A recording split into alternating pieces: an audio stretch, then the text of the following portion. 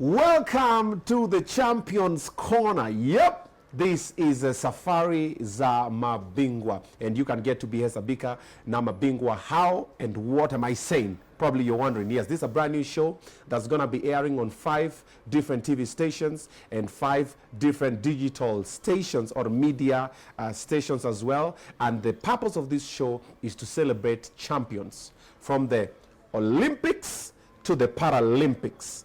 All of them, we are sitting down on this corner and we are giving them their flowers. They're doing amazing things for the society.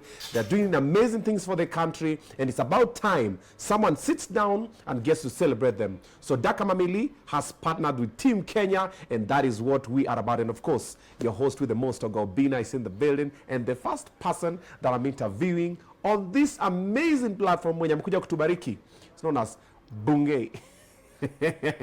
Wilfred ama Winfred? Wilfred.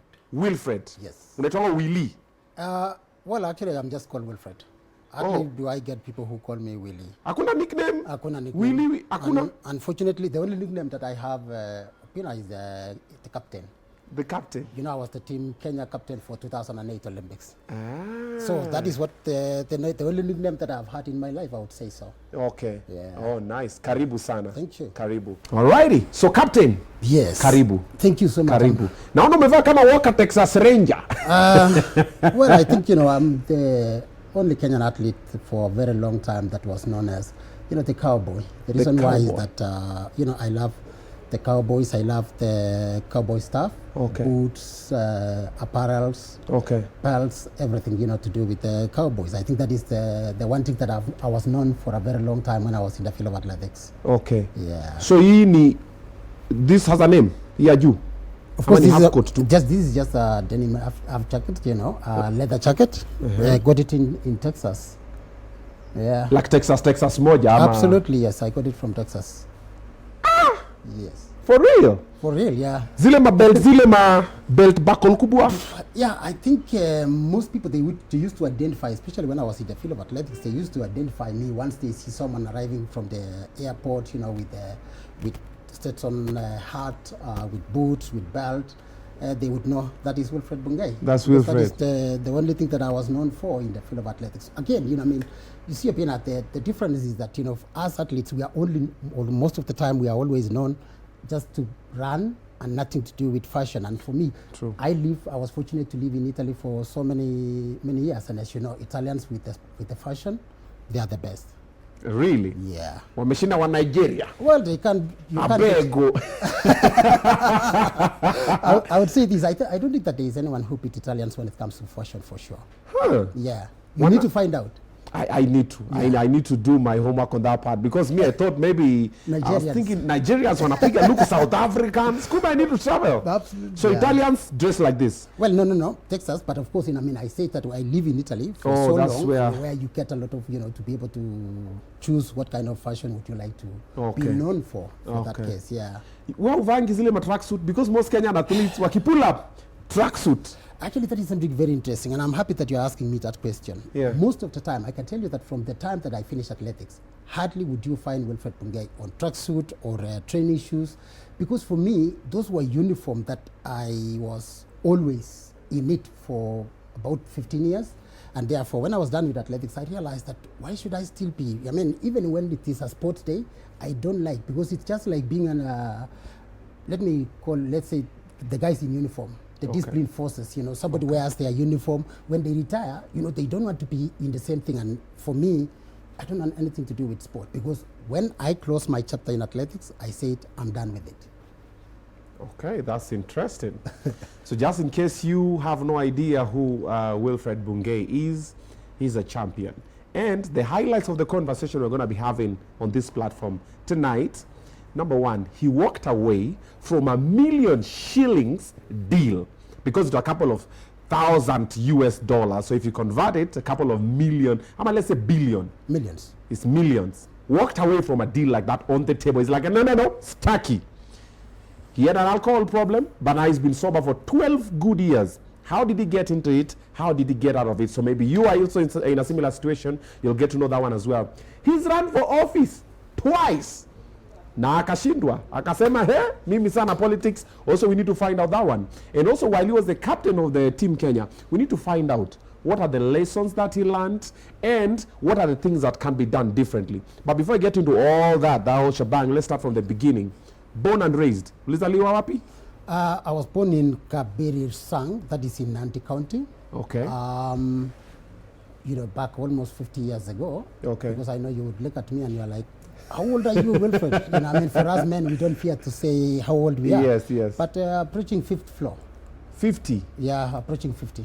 That's what I would say. So 48? Yes. Okay, yeah. okay. So what I would say is that, you know, I was born 48 years ago. Okay. In Kabirisang.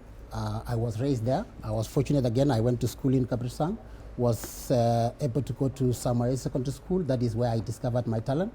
And Pina, I was one of the few Kenyan athletes who were fortunate to represent the country while they were in high school. That is back in 1998. I was able to represent the country, and that is how I developed my career. Okay. Yeah. 1998, you were in high school and you're already running. Yeah, absolutely. I was running and I was able to represent the country because for me, I happen to have come from a family of athletes. First and foremost, my first cousin, who is Wilson Kipketeri, was running 800 meters. However, you know, he changed and ran for Denmark. The late Henry Rono was my uncle as well. Okay. So I was fortunate to come from a family of runners. So it became easier for me transitioning, you know, to athletics, especially when I was in high school, because that was the only thing that I would see it was going to change my life. Okay. Yeah. Okay. Wow. So you finished, did you finish high school? Absolutely. Yeah. No, I finished high school. Of course, I mean, that is a good question because actually there is, I think especially during my time, most people, they were asking me, Wilfred, you know, you seem different in terms of academic and all that. Yeah, yeah. For me, I was fortunate because I had people who advised me that, Wilfred, there is importance of you continuing with your education because there is life after athletics. True. And therefore, I finished high school, I ran, and at the same time, I was able to pursue my university degree when I was running. Oh, wow. Yeah. You did a degree? Absolutely, yeah. On what? Sports management. Ulikuwa na ujanja. Ulikuwa umeona huko. You know, most athletes, when they are performing so well, education kidogo inasemanga. I agree with you 100%. I mean, how many people would consider, for example, and say, why should I continue in education while I'm making a lot of money? True. But you have got to remember that there is life after athletics. True. Opina, most athletes, they retire at what age? At around, I would say, late 20s, early 30s. So what would you do if you don't pursue your education? True. Yeah, and that's exactly, and even that is what I encourage most athletes. Of course, you know, I mean, we are fortunate currently now, compared to our years, most of the current athletes, they are still continuing with education and making sure that at least they know that they have life after athletics. True, true, Yeah. true.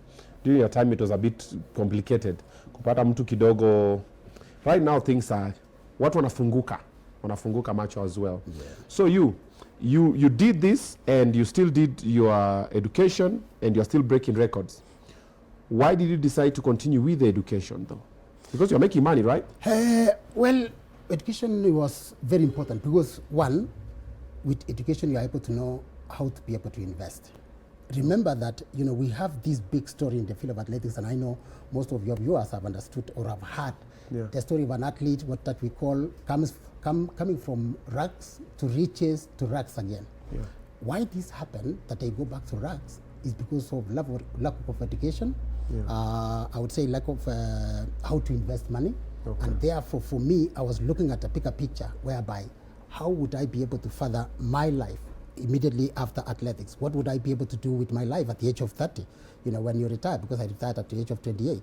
That is still very young, and therefore I saw that it was important that I pursue my education. And it's actually, you know, one thing that I normally do currently, whereby I visit different schools, sports academies, and tell the sportsmen and women that education will be very important for you after you retire. True, Yeah.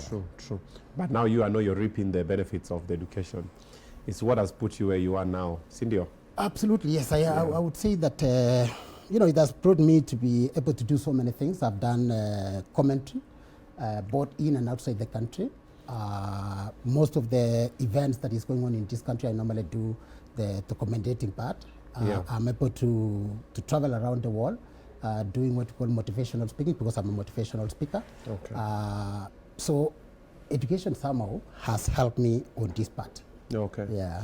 I was going to ask you why athletics, but when you are speaking, you told me where yako ilianza ukiwa shule. So it's not like you're like, if not athletics now, but somehow when life was happening and you are in school, athletics came and you just picked into it. Yeah, I picked into it. However, there's something that I think I need to mention. Okay. Most athletes, if you ask them, they will tell you that the struggles that they had before maybe making money.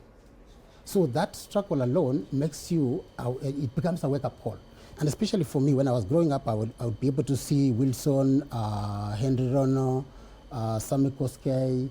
I saw Kipchoge Keino because he comes from the same village. And I saw that their lives had changed. Yeah. Somehow, somebody would drive, somebody would build a good house for themselves. Yeah. And I was like, I think, if I go to athletics, at least this may be able to help me. And therefore, it became an inspiration. You see, if you want to change your life and the life of your family, you have got to look at which is the quickest way. Of course, I can tell you it is never the quickest way when it comes to athletics. I learned it the hard way, I can tell you. But also, Yeah. we can also use, this is the quickest way, because unakimbia, pesa. 100 meters, 800 meters, so it's quickest somehow. Unanipata? I'm getting your opinion, but can I ask you one thing? Yes, If I tell you today to train, even to run under 2 minutes, you will tell me, Wilfred, forget about your money, okay? Now the training part. The training part, because it's not as easy as it looks. Of course, most people, they think that, these athletes, they make a lot of money, within a very short time, they are making millions of money. But if you look at the training regime that these athletes undergo, the difficulties that they go in their, what I will call their initial stages, it is not as easy as it looks like. Okay. And therefore, I can say that it can be the quickest way, it can be a way. But of course, it will take a lot of discipline, it will take a lot of many years. In fact, before we just came to the show, I was speaking with Dr. Chuan, and I was telling her that most people, they would look at athletes and they think they have just made it big within a very short time. Overnight. Overnight, but I can tell you it is not easy. How long can it take for someone to be a champion? Let's say someone fresh. It depends. Okay. First and foremost, we have some athletes who start their career at a later stage. Those ones, they may take a short time. Okay. But for those who are juniors, it takes, I would say, almost 5, even up to 10 years. I can tell you, because look, I just mentioned that I represented the country the first time in 1998. And it took me 10 years to win Olympics in 2008. So it tells you how long it takes. I mean, who is this that will have to work for so long for them to be able to reap the benefit after 10 years? True. So it tells you that it's not as easy as it looks. Okay. When you are in your best form, let's paint a picture of how your usual day would look like. Unamuka sangapi? For me, something interesting, and I think many people will find that, how was he able to run? I was not a morning run.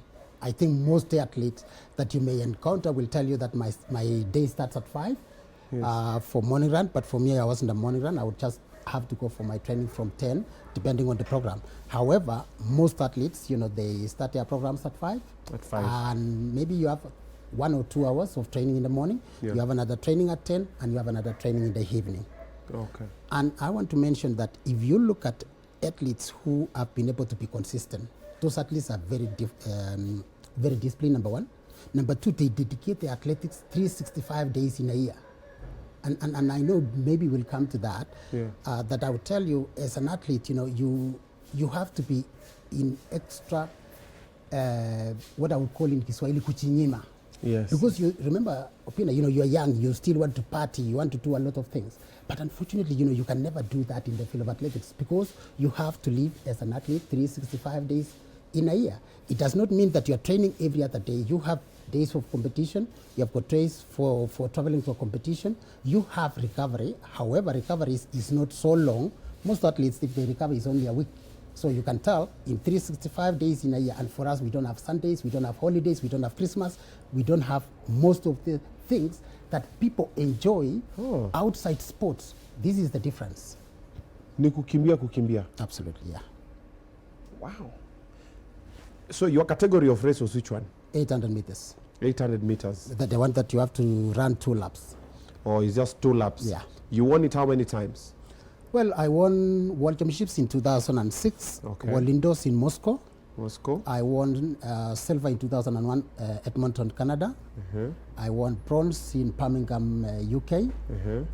Of course, the big one, I won in Olympics Beijing, China in 2008. So that is, I would say, the major one. Of course, we broke the 4x800 meters world record, which is still standing today in Brussels, Belgium. You guys still holding the record? We still hold it. And mukaiweka hawajai toboa? No one has beaten, from 2005 until now should be 19 years. Yeah. What was the minutes, some seconds? Should be 7 minutes and 24 seconds. 19 years? Yeah, for 19 years. Nobody has tried to break it. Again, remember this, when we were breaking it, then it was held by the British team, which is that consisted Sebastian Coe, Steve Ovett, and the team. Yeah. And it had lasted 26 years before we broke it. So it tells you, Opina, let me tell you, there are some records that has stood for a very long time. Yeah. Even if you see Daniel Comen's world record that was broken by the Ethiopian not so long ago, it had stood for more than 20 years. So we have a number of records that stands for a very long time. For example, the record for Rudisha. Yeah.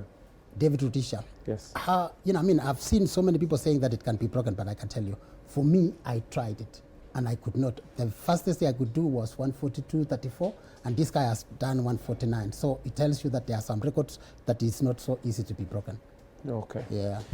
According to you, the countries you've gone to, the ones you've broken the records to, which one is your favorite?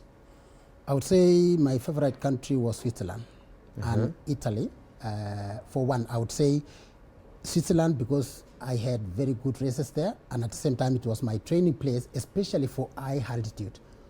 Most athletes, they want training in high altitude, and that's why majority of Kenyan athletes, they train here in Kenya. For me, I was training in Italy and in Switzerland. My second favorite place was Italy, of course, because it was my home. Okay? I want to tell you just a one story that happens in 2008 when I won Olympics in Beijing. Italy celebrated, the whole country. It was there in the De La Carrera Sport, which is the biggest sports magazine at that time. And they put the gold medal and they divided into two, Kenya and Italy, saying half of it is for Kenya, half of it is for Italy. Why? Because my manager was an Italian, my trainer was an Italian, I was living in Italy, so they felt that Wilfred is part and parcel of us. And I felt honored, because they were able to give me honorary citizenship for Italy, for that purpose.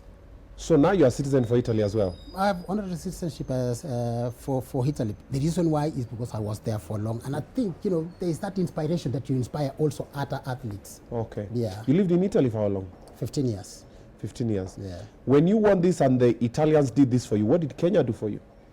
They do the usual thing that they normally do for most Kenyans. You are being received in the airport with music and all that. Of course, there was no reward. Unfortunately, there was no reward that is there currently. There is a lot of money that comes with it. During our time, there was none. So you broke a record. Italians celebrated, you put you on the magazine, gave you honorary citizenship and everything. Yeah. Kenya, mursik kwa airport. Absolutely. Na ukadansiwa. Ukapewa flower. Of course, there was flowers, dancing, and all that, And bye-bye. Bye-bye, yes. Tukutane. President didn't call you to the State House or something? Well, no. I was a team captain, we were fortunate to be in the State House. We were able to be with everybody else. Yes. But that is not enough. Mukatoka na kakitu? Absolutely not. There was no money at that time, unfortunately. Okay, title? The government give you like a title? Yes, I received the HSC, Head of State Commendation, by President Mwai Kibaki. Of course, which is something I'm proud of, It means at least there is a recognition. But how does the HSC title translate to Yeah, something in your pocket and something that you can be able to... yeah, does it have financial value? No, absolutely it doesn't.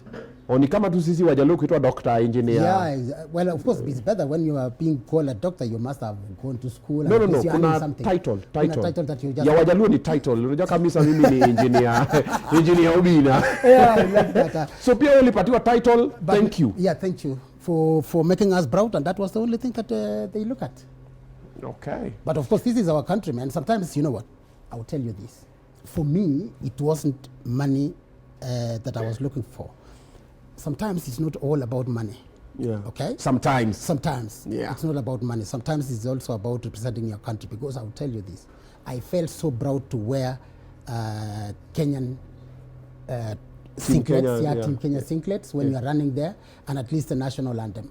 For me, I think that was the biggest thing that happened in my life. However, I learned it later on that sometimes maybe money is very important when you can be able to build your career and get something out of it, which we are happy currently right now that at least the current athletes, definitely if somebody wins world championships, breaks world record, at least they will have something for themselves and can be able to take care of. Because it's pointless to have the handshake and then when you go back home, unajua family nangoja. Kids, family, school fees, nini, everything, then you also need to train again. So it's okay to say, I'm patriotic, yes, I'm putting Kenya on the map, but also the country needs to go back and say, like you've said, rags, riches, sometimes it's rags, celebration, not even riches, then rags. We've seen most of our athletes die in abject poverty. I know. And we're just like, wait a minute. Yes. This guy just broke the record. This guy is being celebrated. Yeah. We've seen it. Anyway, we'll get into that one later in the show. I want to pose this question. There's something you're saying about most athletes like to train in high altitude. What wengi wetu watulewi ni nini? What does high altitude mean? Ni kwa mlima mani? Well, no. High altitude is very nice. I'm like, okay. You see, the science of it. Okay. They normally say the higher you go, the less oxygen that you get. Now, when you are training in high altitude, you are having less oxygen in your system. Okay. Most of the competitions that happens is on the low altitude, which has got high oxygen, for example, intake. And an athlete who has trained in high altitude, when they go and compete in a low altitude, they then know to tire, okay? Because they perform more. Yeah, they perform better. And that's why you see, most people, they are asking themselves, why are we having so many foreigners coming to train in the tent, for example, or Nandi Hills, or Kaptagat? Because they are looking for high altitude. They are aware very well that once they go to train, to compete in low altitude, they have a bigger chance for them to be able to make it better. So that is the reason why most people, they would choose to run in altitude. Yeah. So basically the oxygen debt is shifted. Yes. Because I also noticed amuhemangi. Here's the thing, you guys. I'm here to see an athlete.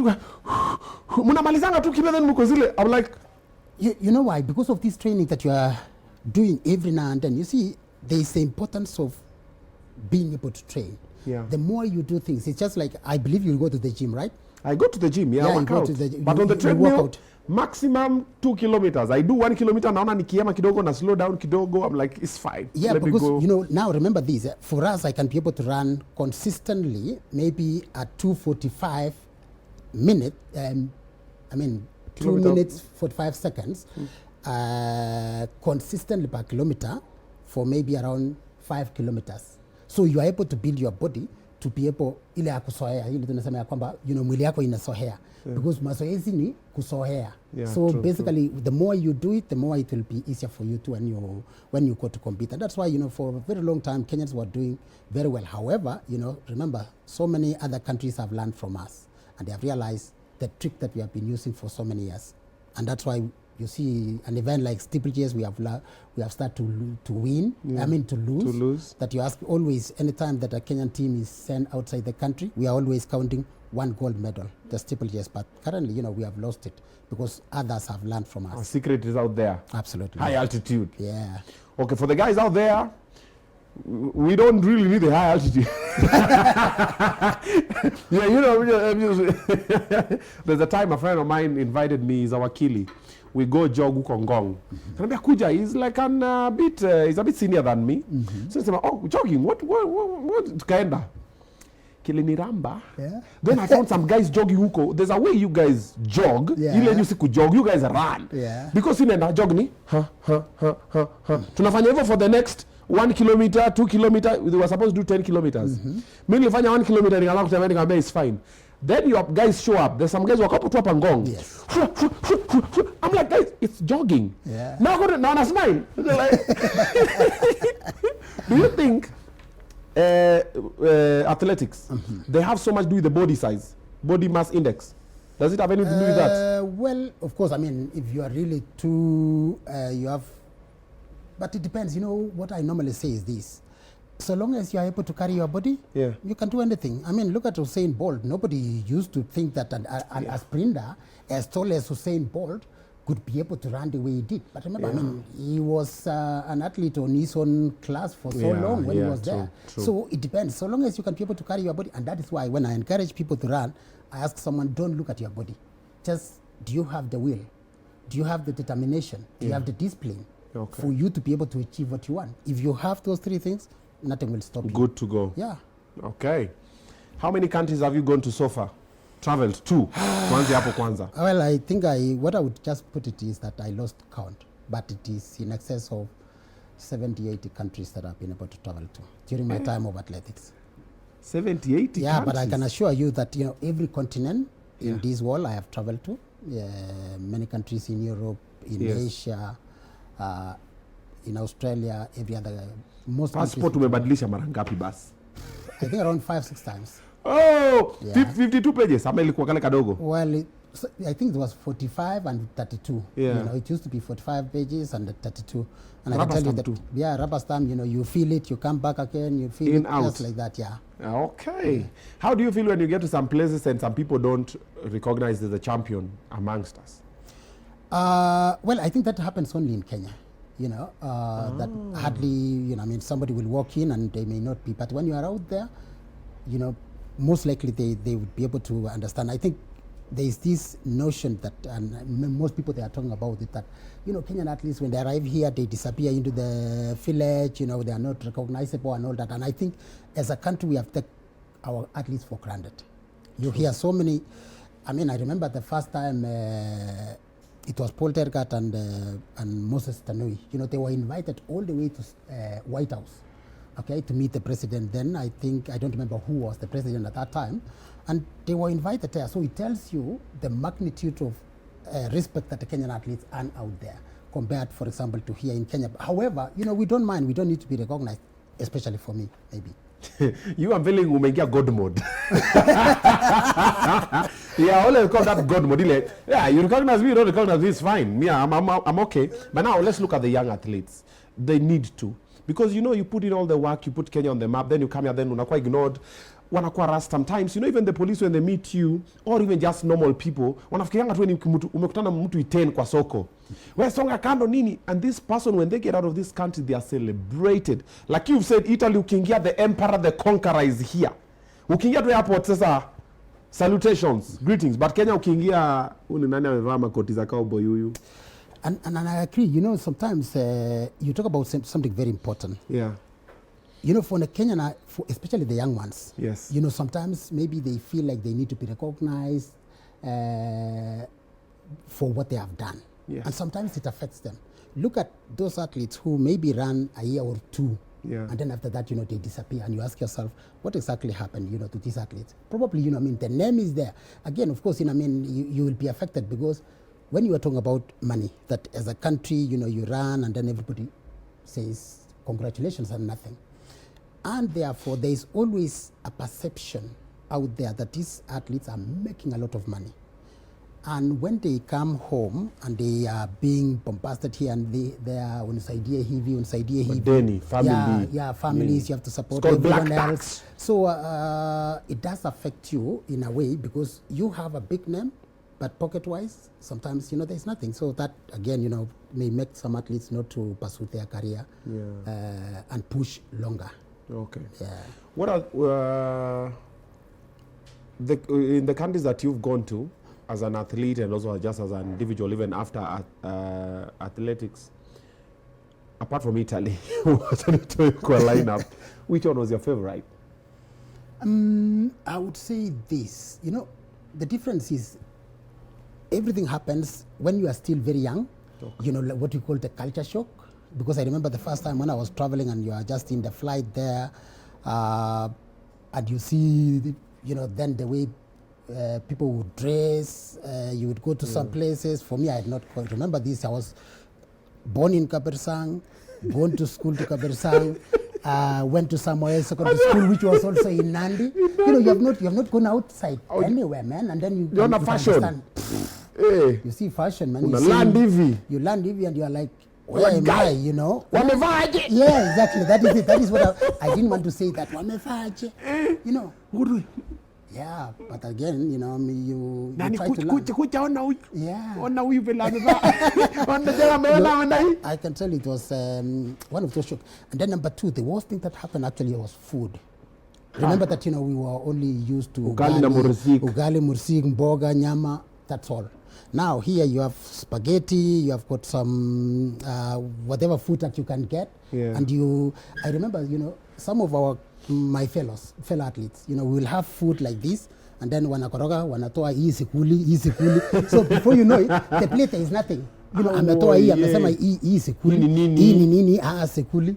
Because you would get those corn, immature corn, and unapangiwa hapa. So the first thing is like, hii ni nini? Mahindi haijakomaa. Kwetu tunaita msogoro. So unasema, kwani nitakula msogoro iwe chakula? By the way, in salads, Yeah. they put them msogoro. Yes. To baby msogoros. Yes, those ones. So you look at it and you're like, no, we don't eat this in asparagus, our vijiti. Asparagus, yeah, exactly, Yes. vijiti. Unawekea hapo, unaona salmon, this is a pink nyama, how do I Samaki eat it? gani? Yeah, so you have a culture shock, but of course when you learn and you realize that, okay, these are food that you can be able to eat. For example, you go to Asia, they are doing a lot of seafood. The first thing utaelezwa, the way they put it, these are snails, and you're like, uko kwetu hatukuli, it's not for us. Umeikula nyoka? I've eaten everything, Opina. Don't ask me about what I've eaten, because somebody else will be like, yeah, sure. Because umesema Asia ni ile nyoka. Unajua unazia China useme nyoka. Hata mbwa utakula tu. I mean, don't ask. Let me tell you something. Mpaka panya. In fact, what I normally tell fellow athletes when they travel, don't ask for food, because remember this, you are going to compete. You may arrive there 2-3 days before the competition. Yeah. And you choose that you want ugali. Where would you get ugali? I mean, I am aware that most athletes, those who are staying in London, they have to go with unga from here. Fortunately for us in Italy, we had polenta, which is unga for ugali. So we could be able to go and buy. But in some countries, you don't get. Now, if you travel to Asia and there is no ugali, and you are going to compete, if you don't eat those food, do you think you will compete, Opina? You can't, right? Yeah, so what happens? So the best thing to do, when you go there, eat anything that is ikiwekwa nayo. Wacha kuchakwa ama wacha kuuliza. But usiulize. Usha realize if you eat something bad, yes, and you don't know, yes, it will not affect you. No, it won't. Then ukama umejua kula churo kula. Unaanza kutapika. Sasa by the athletes mmesikia captain amesema abana uliza pita nayo. Yes. Aya. Now let's switch the story a little bit. You're doing so well, you are leading. You got a deal for $600,000 US. Ukasema utaki na ukawacha kukimbia. A lot of people will ask this question that I want to ask you. What the hell is wrong with you? Let me tell you. What happened? Why? Opina, let me tell you something, and I think especially for your viewers. For me, when I won Olympics in 2008, because this story is in 2008. Yes. I had worked hard for 10 years. First, I went to Olympics in Athens, being the favorite to win, and I was not able to, which is something that happens to some athletes. You go to a competition, you feel so good, you know that you are winning, but I finished 5th. Now, in 2008, I went there, I was ranked number 12 in the world. In 2004, I was number 1, 203, 202, 203, and 204. Okay. I was ranked number 1. When I arrived in Athens, because of the pressure and everything, I lost the race. Now, in 2008, I didn't have any pressure. But I went ahead and win the Olympics. Now, when I won, I realized that, Wilfred, what are you still looking for? If I have to look again for another medal, which it has to be bigger than Olympics, and it can only be another Olympics, because Olympics is the top. Any sportsman and woman will tell you that if you go to the Olympics, forget about even winning. Yeah. Participating alone is the most important. It's already a major achievement compared to World Championships. Yeah. So when I was looking at my life and I'm like, I have to aim again, maybe 2012, it was none. And let me tell you something. Immediately I won, I went to a press conference and I announced my retirement. When I got out, I just met my agent, and the first thing that he said is that, Wilfred, what am I seeing? You have announced your retirement, are you mad? And I asked him why. He said, you know what, I've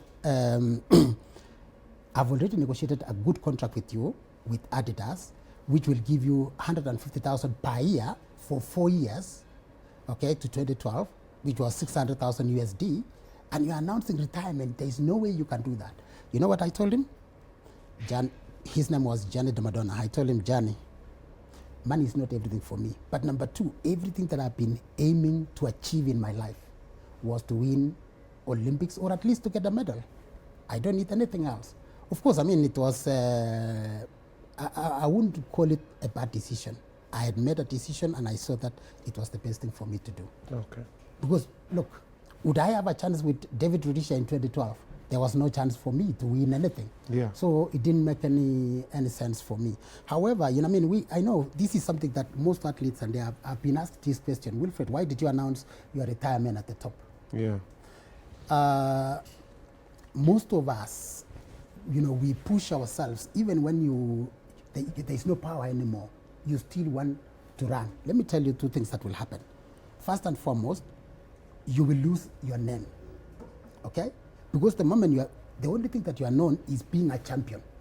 When you are being pitted to be number 5, number whatever position it is, you are no longer a champion. Even when you get out there, nobody cares about you. And I can tell you that I learned that it was better for me that I retired, because I was able to have my life to pursue other careers or other things, and even being able to be invited, because you are still remaining the only athlete who retired immediately after winning. Top. Yeah, it doesn't happen. So I don't think that many people will tell you, most of the Kenyan athletes, none retires immediately after winning a championships. Yeah, so yours basically, it was a thing for live while at the top. Absolutely. A good dancer knows when to leave the stage. Yes. So ulikuwa umeogopa hutawahi win tena. And actually, you know, you have put in a very nice way. We have a saying in Kalenjin, Yeah. that if you are the person, a choir master that you are singing, Yeah. always leave the stage when the song is still good. Iseme na kikale. Niseme na kikele, kimeto tiendo kwa nyinyi. Kimeo. Kimeto tien kwa nyinyi. It's fine. Kimeto tien kwa nyinyi. Kimetoi tet kwa nyinyi. Tien kwa nyinyi. Kimetoi tien kwa nyinyi. Exactly, you have put it correctly. So you, the choir master, akatoka na akasema staki pesa. Wow. All right. I want to throw a spanner in the works. All right. Welcome back to Safari za Mabingwa. The host of Gobina is in the building, and of course I'm hosting a champion. The captain himself is in the building. It's called the Cowboy Man. Walker, Texas Ranger, walked away from a very big deal. Why? He wanted to leave the stage while it's still hot. And I was throwing a spanner in the works, and I was saying, watu wangu wa Central, kujeni tuongee kidogo. Nataka ujiulize kaswari kaboja kabili katatu. 600,000 US dollars. Hati unasema na sita shida tena. Who cares about winning with... Now, let me ask you. Apart from your manager, who else got disappointed when you left this money? My coach. My coach was actually not for money. I was one of the best athletes that my coach had, and he felt that I still needed to remain in the field. Okay. As I said again, I was training in Italy. There was some young athletes who are upcoming, Okay. and he was looking that, you know, if Wilfred still remains here, he can be able to still inspire these others who are upcoming. Okay. But here, of course, even in Kenya, you know, people still felt like I still needed to. However, I was fortunate, Opina, you know, most of the journalists that I met at that time, or those who were there at that time, everyone was like, Wilfred, you have done the right thing. You are the first Kenyan athletes to announce retirement, especially after winning a big one. Okay. Yeah, so which I still feel, Opina, that I made the right decision. I can tell you this from my bottom of my heart. I do not regret a single day that I walk out of that contract. Okay. Yeah. Do you miss it? No, Do you miss absolutely. running? Do you miss running? How would I miss running when I don't put on tracksuit or training shoes, I don't miss running at all. You don't even wear them? I told you that you don't ask anyone whether they have seen me in tracksuit since 2008. You don't see Wilfred Bungei in tracksuit. Okay. Do you even teasy bus? I don't do TC, I do golfing. Maybe a little bit of gym, because I know you would look at me right now and you're like, if you have retired for 15 years, Yeah. You must still be running. Yeah. Do you know, can I give you a challenge? Yeah. If we were to go out there and run with you, I'm sure that you will beat me. It tells you how unfit I am. Wewe pesa imekuharibu wewe. No. Umesema golfing tu, sasa uko huku. Yeah, bigger golf pole ya wazee. Hole 69. How many all 15?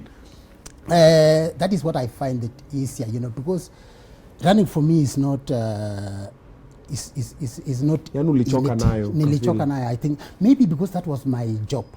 Do you know what? I guess and I pray for you, when you do this show for the next 20, 30 years, when you will be done, you will feel like just you want to encourage someone else, okay? You do not want to still do miking, guest, kutafuta guest and all those kind of things. You will feel like, hey, I'm done, guys. I can only help you for you to grow from where you are to the next level, or to be able to take the show to where you have taken yourself. So it's actually the same thing, Pina.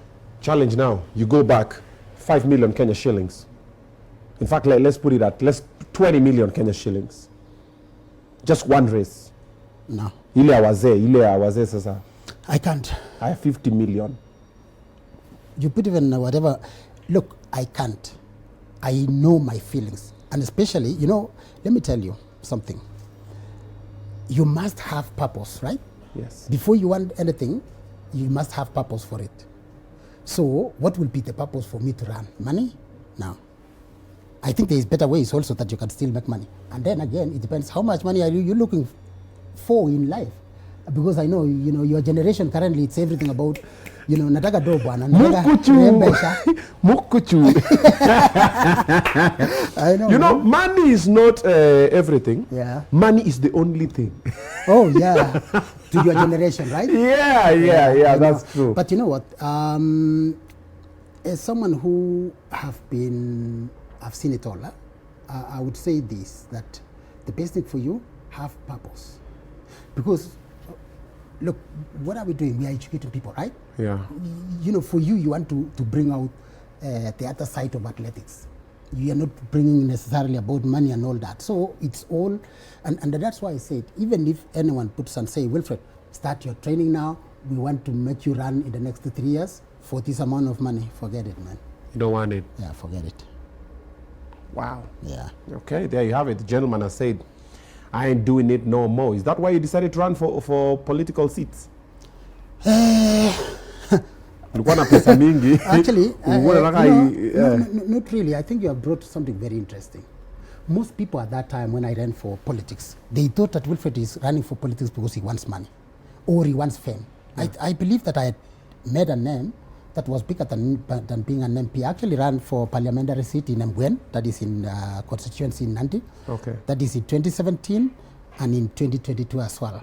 Okay. And I will tell you this, Apina, I ran for office because I felt that I still had something that I can be able to do for my people. Okay. Because the only way to give back to the society is by representing them. And I saw that because this happened when I was in athletics. When people know that you have made money, you would find people, they come to you, they want help here and there. And I realized the only, what I call platform that you can be able to help your people is in politics. And I will tell you this, and it's a question that you have asked me. We regard politicians so high in this country compared to professionals. And this is where I have a problem.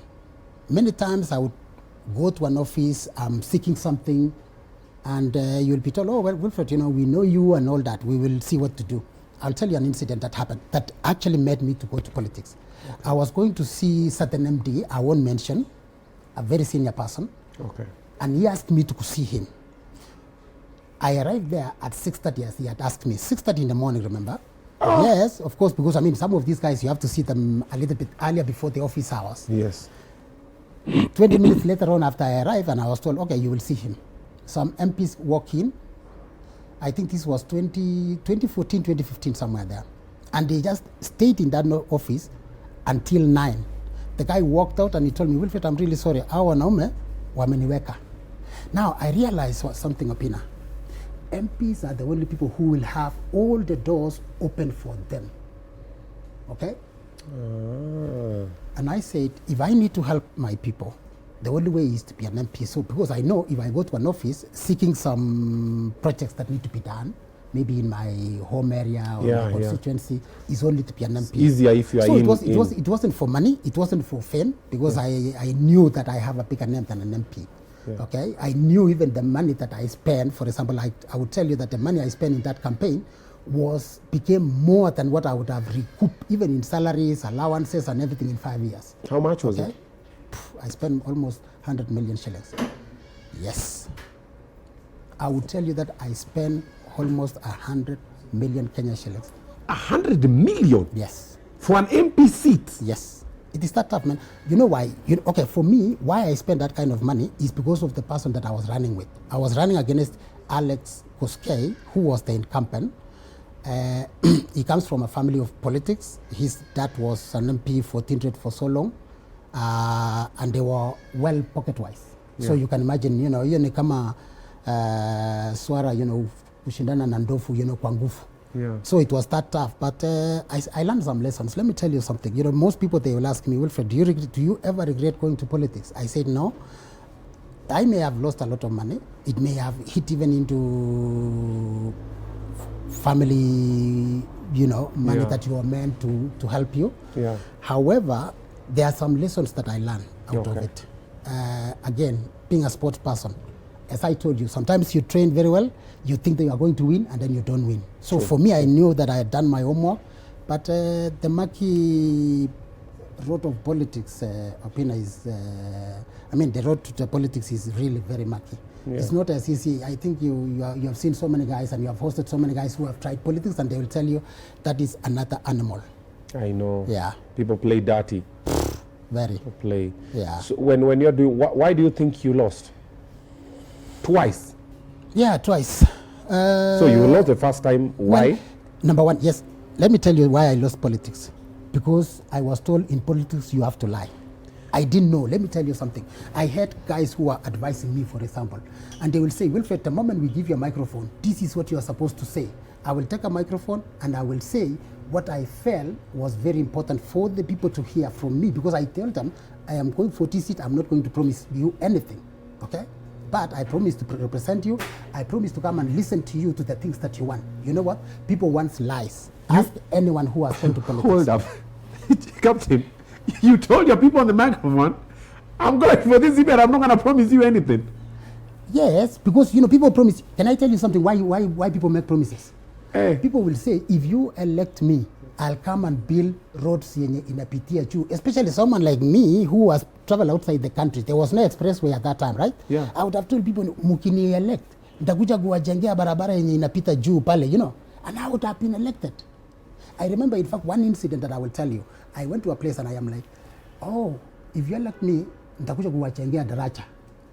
Na watu wanafanya nini? Wanapika makofi. But when I asked the question, do you have a river in your place? They said no. Where are you going to build? Where are you going to build a bridge? You just build a bridge, bro. From where? Just put a bridge. To where? Which river? Are you going to create a river? Come on. Let's be honest here. I think I should have been. You see, let's be honest here. But that is, you know what? Okay. That is exactly what our people want. They want to be lied to, and that is how they can elect you. And for me, they will tell you, Wilfred, once we give you the microphone like this, please, this is what you are supposed to say. No, this is what you are supposed to say. And for me, mimi nitaenda pale na niseme exactly what I feel. It is the truth, but that's not what people want. That's the truth. Ulipata kura ngapi? Oh, I lost by only less than 1,000 votes actually. Less than 1,000 votes. For the first time? Yeah, for the first time. Even the other day, I lost, I think, around 500 votes as well. But I think this time around, I would almost say I'm done with politics. So, Rudy round 3? Sioni. I thought the idea was to leave when you were at the top. What is changing now? I mean, I cannot say I've been in the top in politics because I haven't gotten the seat. But I've realized, you know what? Am I going to change who I am? Opina, let's ask ourselves. Yeah. Can Wilfred change from who he is, now becoming a liar? Because that's what you're supposed to do. I can't. Okay? Where? Maybe you can advise me and say, Wilfred, you know what? Go this time around and lie to people. Just tell them that you are going to build a bridge, you know, even where there is no river. Go and tell them you are going to put up roads in a pita juu hewa, you know. Let's check this. What was your manifesto? Change from within. I've never forgotten it, and it is, I believe in it. Change from within. You know what I wanted? Yeah. I told people, if we need to change this area of ours, Yeah. we cannot wait for an outsider. Okay. We can only change from us, as the people. If people want something, or if I want to do something, let it come from the people. That is why my manifesto in 2017 and 2022 was always to bring changes that only can come from the people. Okay. Yeah. So change from within was the blanket slogan that was covering everything. Yes, that covers But everything. if you break down, let's say like 3-4 things that you really wanted to change in your area. Yes. Number one, Number one was roads. roads, Okay, it was impassable. Number two was education. education. And then number three was more. What were you going to do in education? In education, first and foremost, I've got a lot of connection. You know, I mean, for me, when I was in the field of athletics, I was fortunate enough to have different connections with universities outside the country, not only one country, Canada, US, Finland, Australia, UK. Okay. So I was looking at it that, you know, we have got in that constituency, Yeah. we have got so many people who are very good in education and they are finished and they have nowhere to go. So I was looking at them, especially maybe for those who could be in athletics, they could get easily scholarship. Okay. So that is what I was looking at. Okay. Number three, Number three, I was looking at employment employment. of our people. And that's why I said, even for you to try and get somebody a job, Yeah. opina in this country, if you walk to any office and you are an MP and you say, hey, please, nimesikia kuna position fulani, nataka munisaidie, utapewa. That is how I wanted our people. And that is why when I talk about change from within, any changes that was going to happen, it has to come from the people. Okay. Yeah. Number four, And last but not least, that Yeah. I would put it as the most important, yeah. was in terms of development. Okay? Okay. Again, in this country, you have seen Okay. development go to where the seat of power is, isn't it? That's true. Now, as an MP, and you're in that position of power, Yeah. you can be able to bring development to your people. And that is how I look at it, because as much as I tried to do a number of projects, you know, when I was running, for example, I brought power, you know, to the surrounding area where I come from. I was able to build 4 classes in a school that I was the patron Nice. with my own money in athletics. So I knew very well that if I am in politics, it will become easier for me. You Those are built the things. 4 schools 4 out classes. of pocket. No, 4 classes Four in a school. classes. 4 Oh. classes in a school. And the electricity that is there in Kaberer Sang, especially my village, I brought power alone. I paid about 3 million of my money, not to power in my house, but to put it. The whole village. Yes, everybody who could be able to access that transformer, as you know, it goes to 600 meters. Everybody around there, I said, let them access. That is the development that I had looked at it when I was going to politics. So it had nothing to do with making money and all that. It was about development. So now, no more. Yeah, man, it becomes difficult. You know, once bitten, twice shy. I think I'm more shy Twice right beaten. now. Yeah, twice bitten twice bitten. Twice. Yeah, Twice now shy. twice now. And I think I'm twice shy. Now you're Unless I'm really sure that. You're going to win. Yeah. Also, in short, you are considering kind of. Well, no. You might wanna. Most of my colleagues that I've talked to, and especially people who campaign for me, of course, the people of Mgwen still feel like, we should have had Wilfred. Wilfred was the right person, to be in that seat, whatever. But again, when it comes to elections, man, there's so many things. Elections also, you never be too sure. Never be too sure. Yeah. That's unfortunate thing, yeah. Yeah, I know. Also, when this was happening, I read somewhere you had an alcohol situation. Yes, that is way before. Actually, that is something very important to me. Okay. And I'm happy that you are asking me this question. You see, Opina, when I was in athletics, I was the most disciplined athlete known in Kenya at the time.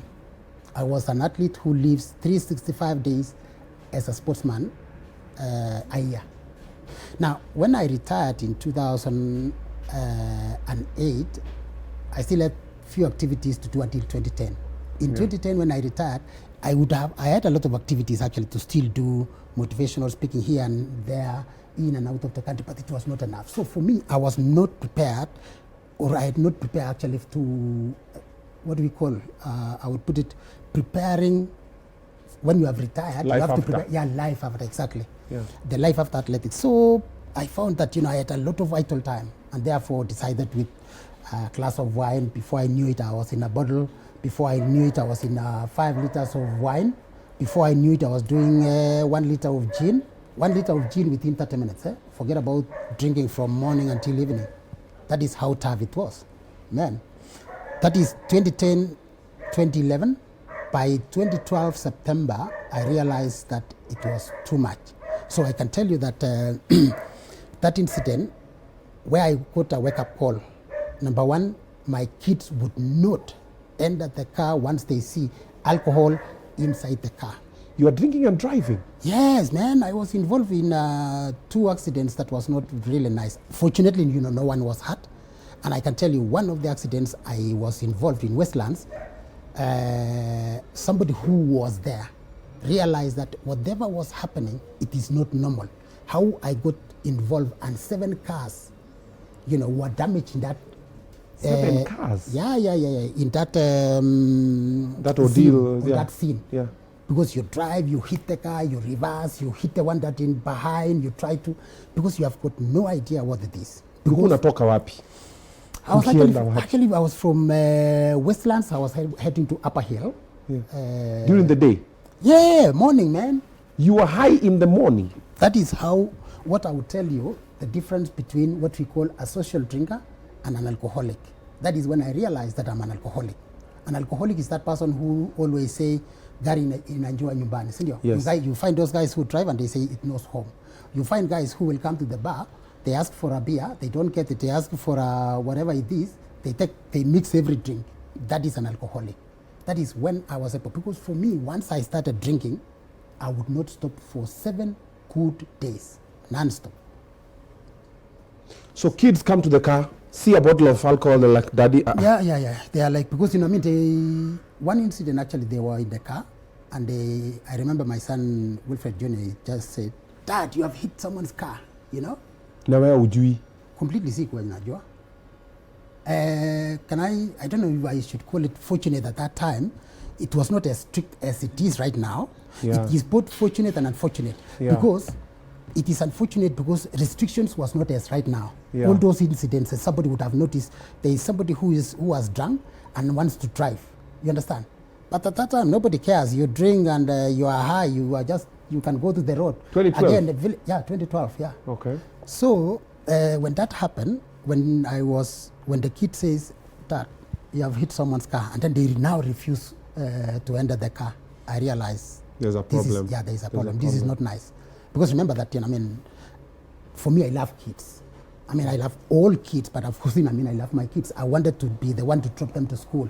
I want them to be able to, but I will wake up in the morning, and the first kinywaji is not tea. Ni vodka kwanza ndio at least nione. Uone vizuri. Yes. This one you gonga 7 cars. Ulikuwa unatoroka ukienda? I don't know whether ilikuwa natoroka. I have no idea to date. I have no idea. Were you ever arrested?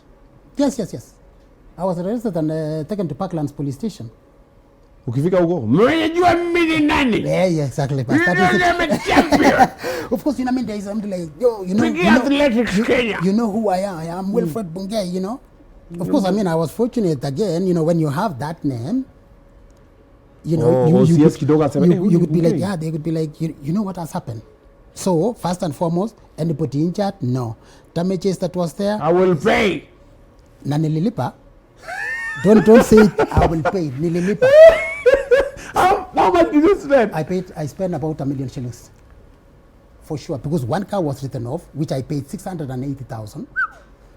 Why is this?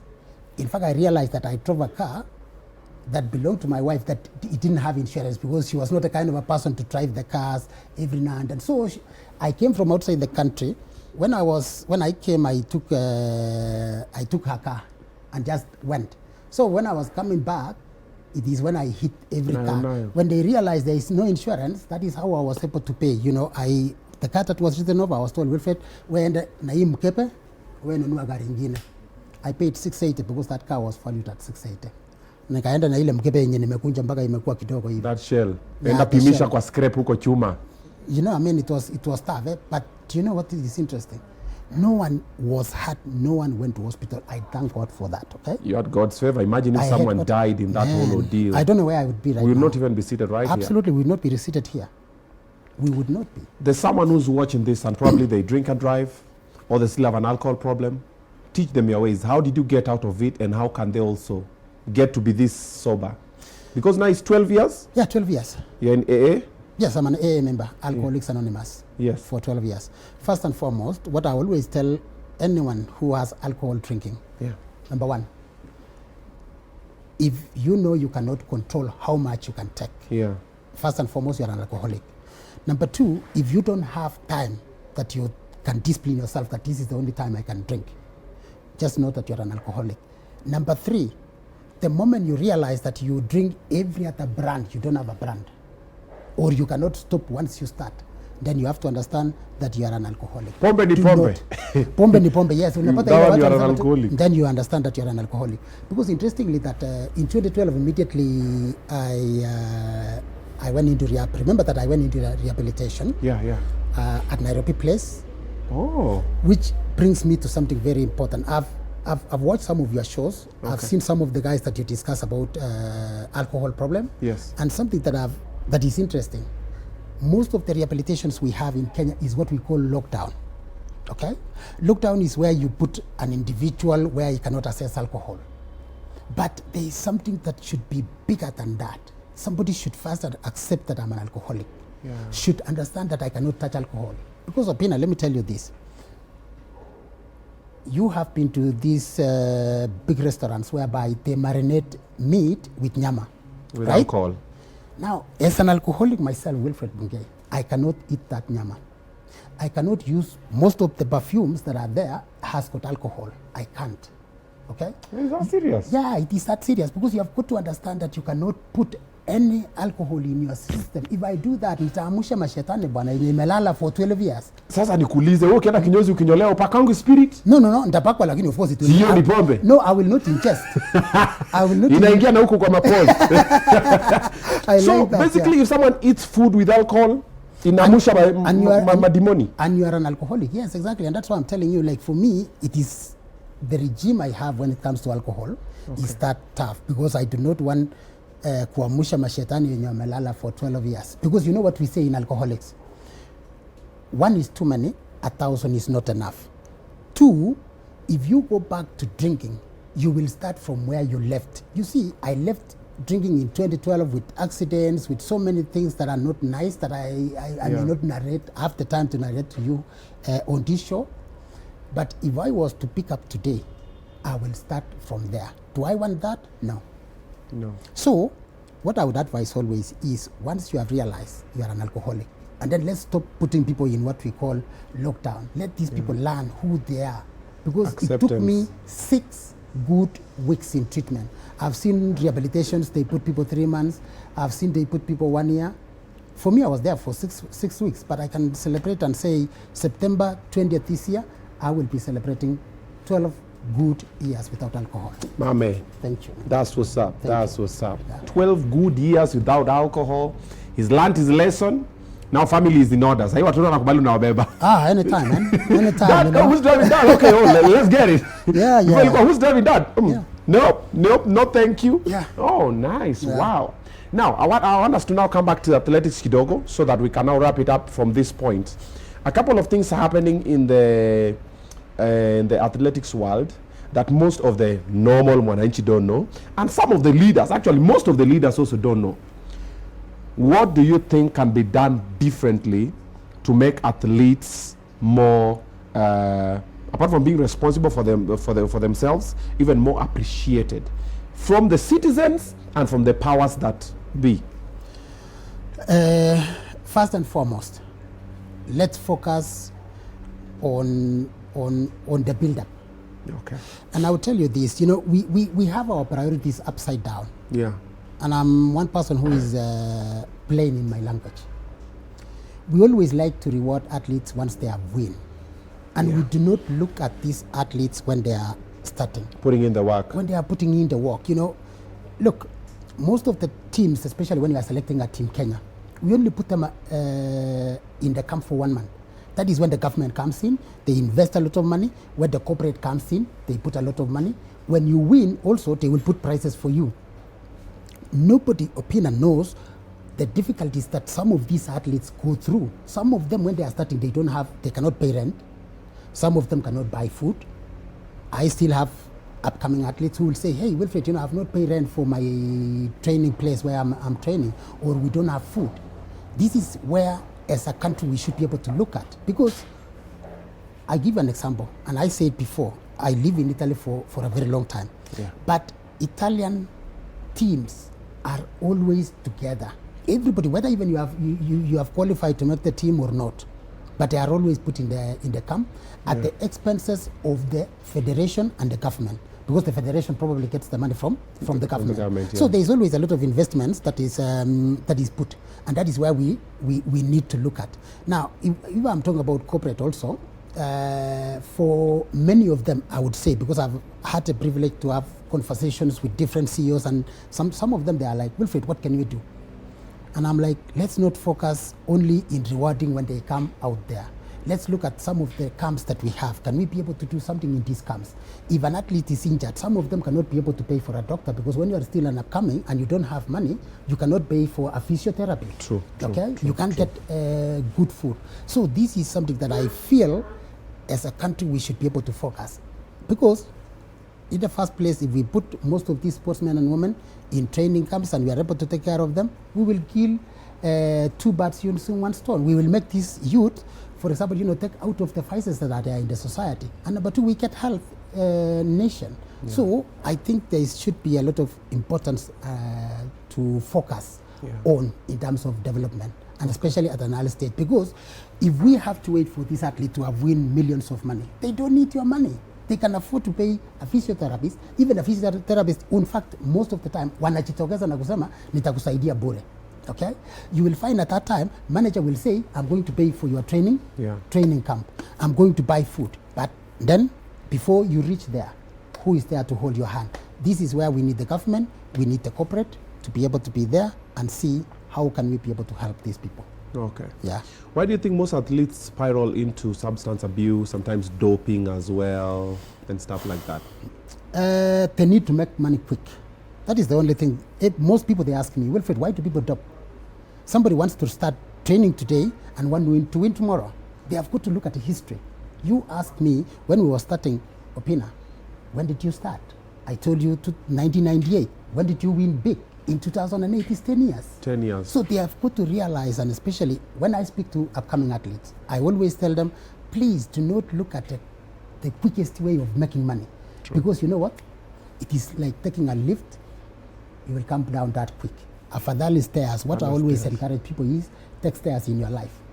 And that is why even the first thing that I think you remember when we were starting the show, I say, I'm proud of what you are building in your show. You know, you are taking stairs, man. You are now getting into sports side. So it is all about life. Yeah. These sportsmen and women need to understand that there is no quick fix. Okay. Yeah. Mambo ni pole pole. Pole pole. All right, let's give some flowers before we wrap up. Who are those people that you're seeing are doing amazing? Just word of encouragement. Mention their names, tell them you're doing this, you're doing this, you're doing that, at least to celebrate. This is the camera, now you can talk to them. I think for me, I have got 2 athletes who are, I would call upcoming. That is Simon Koech on the steeplechase. I would say that, young man, you have a bright future. If you can focus, even this Olympics is yours. We have lost Olympics for some time now. We have lost medals in steeplechase, but you have a big chance. Selva Ajambo, the sensational 100 meters athlete. You have the future. Ferdinand Omanyala has shown you the way, and I think for you, you are one person that will bring sprints in women to be focused in this country if you can be able to put a lot of effort in your athletics. And I think for all Team Kenya, both Olympics and Paralympics, you have my support. and I think the country is waiting for you to bring them glory, and we can all celebrate. Thank you.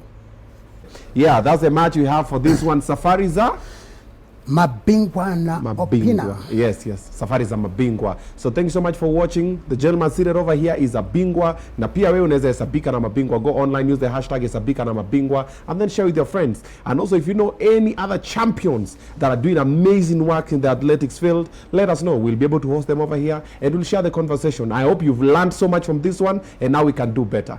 Thank you so much, my brother. Thank you, Pina. Thank you. Pleasure. Keep winning. Pleasure. Thank you, keep man. winning. Appreciate, really appreciate. All right, comment, like, subscribe. We'll see you guys in the next episode.